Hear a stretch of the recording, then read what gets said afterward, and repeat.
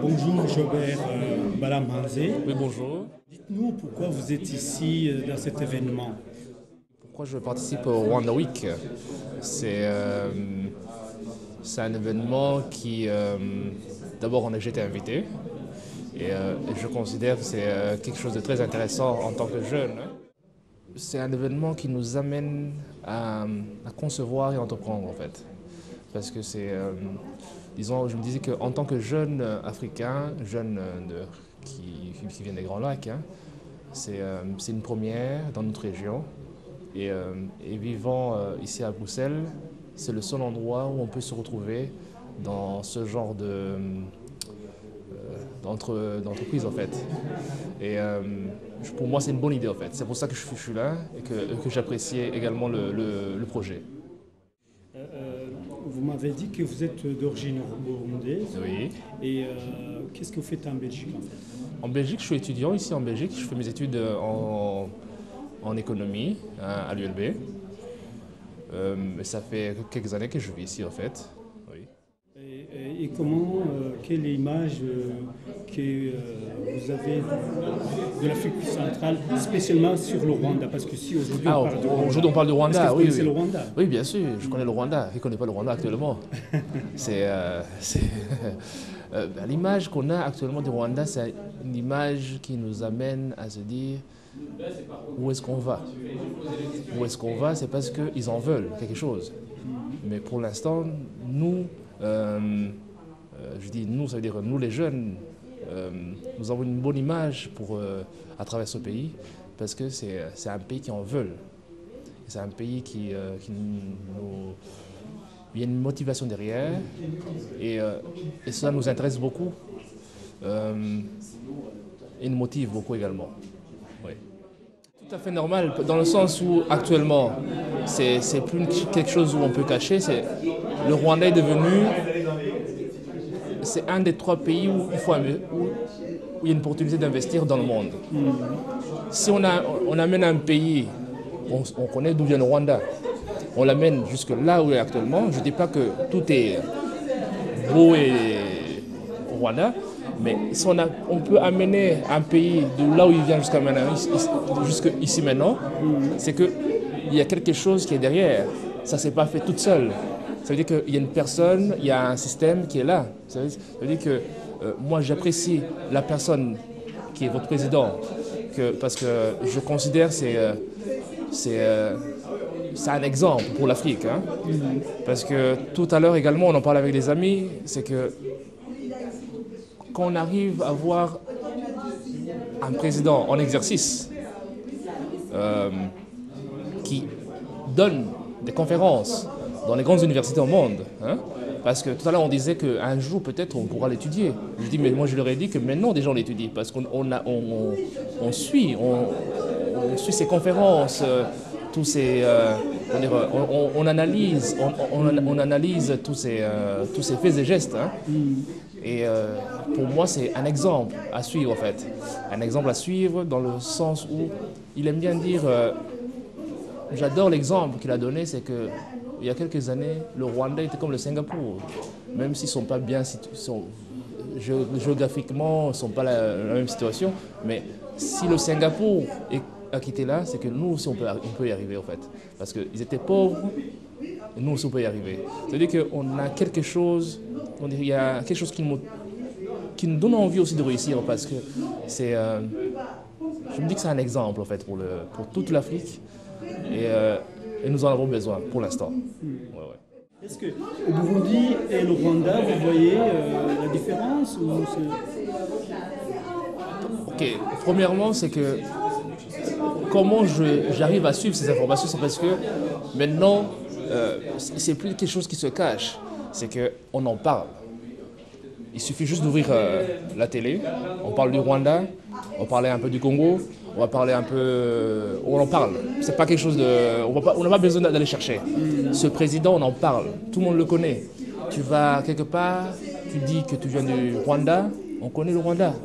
Je ne sais pas dans quel bon côté ou mauvais côté, mais on le connaît. C'est ça le truc, c'est que comment faire en sorte qu'on connaisse ton pays.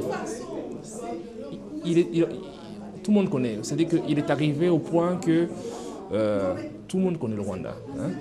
Et alors, comparé avec deux pays, on ne peut pas comparer deux pays parce que ce n'est pas la même histoire. Des fois, on essaie de dire qu'on est les mêmes pays. Moi, je considère qu'on est juste voisins, mais on n'est pas les mêmes pays.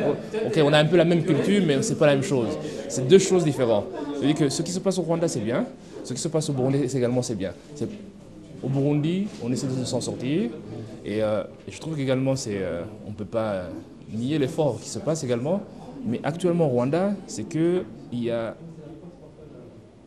ce poussé qui fait que cet effort, qui fait que toute jeune qui en fait se sent, comment dire, responsable envers son pays et envers lui-même, dans le sens où il veut faire avancer son pays.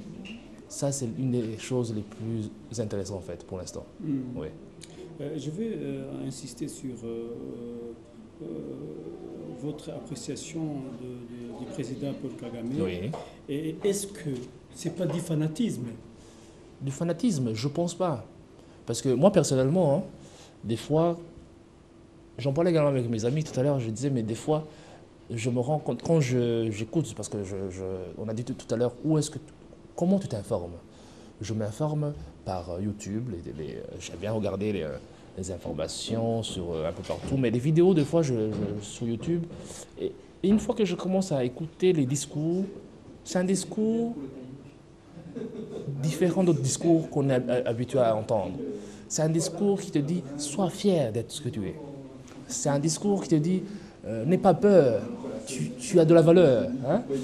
Ça veut dire que moi-même, même s'il le dit au Rwandais, moi je suis fier également. Je sens que ce discours pardon, mais également dirigé en fait. Parce que c'est un discours qui te dit « n'aie pas peur, tu es ce que tu es et personne ne va te changer. Tu as de la valeur et... Attends, juste une minute. Ouais.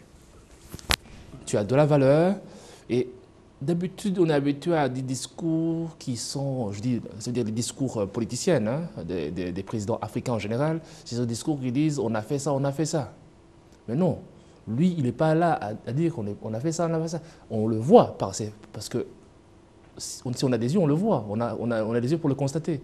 Mais c'est un discours qui te dit motivation, allez-y, commencez. N'aie pas peur. Tu as de la valeur. Et c'est ça, c'est un discours que tu n'entends nulle part, en principe. Moi, j'écoute beaucoup ces discours et je trouve que c'est vraiment un plus pour nous les jeunes qui veulent se lancer pour bientôt et pour le futur également, c'est pour l'Afrique également, en fait. Ouais.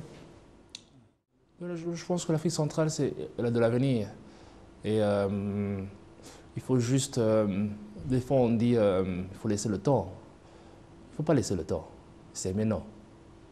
Et c'est également le sens de parole qui vient de son Excellence, Monsieur le Président Kagame, qui dit demain, non, aujourd'hui. Il faut agir maintenant parce que nous avons les capacités. Nous avons... Alors le problème des fois qui arrive, c'est que nous n'avons pas les moyens financiers. Ça, c'est autre chose. Hein? Mais même si ce n'est pas autre chose, ça veut dire que ça contribue, on en a besoin en fait. Et quoi qu'il en soit, je pense qu'il ne faut pas avoir peur. Les moyens, on peut en avoir, mais il faut juste y aller. Est-ce que vous avez suivi le discours que le président Kagame a prononcé récemment qui parle de Agachiro? Agachiro, j'en fais partie également. Agachiro, à la dignité, c'est quelque chose de... Waouh, c'est génial. Parce que ce discours, je ne peux pas imaginer l'effet que ça me fait de voir qu'on puisse un jour penser à ce genre de projet, au fait. Parce que chaque fois, on se dit, oui, c'est toujours les autres, on attend l'argent des autres. Mais pourquoi? Non, on peut y arriver nous seuls. Mais moi, personnellement, j'ai été prendre des amis qui venaient également de Suisse. Hein, et ils m'ont parlé du projet. je n'étais même pas au courant. Et eux, ils venaient pour la Gachiro Fund qui se passait ici à Bruxelles, à l'ambassade. Hein. Et moi, ça m'a intéressé. Je me suis dit, ok, je suis burundais, mais il faut y participer. C'est parce que c'est un... Je ne sais pas si c'est un des premiers projets de ce genre qui vient de se passer en Afrique, mais je ne sais pas si c'est le premier ou bien il y en a d'autres, mais en tout cas, si j'en ai connaissance, il faut y participer. Parce que c'est un bon projet. C'est un truc qui va nous amener, pas à être indépendant, mais à se sentir fier de ce qu'on est en fait. De se dire, ça c'est nous qui avons fait ça, ce n'est pas les autres. Parce que maintenant on a tendance à dire, nous attendons le financement des autres. Nous attendons, non, c'est nous. Nous avons, avec le peu qu'on a, nous sommes ici. Et c'est ça, en fait, que j'adore en la personne du président, parce que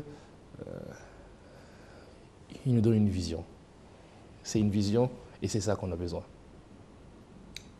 Je vous remercie. Merci beaucoup. Ouais.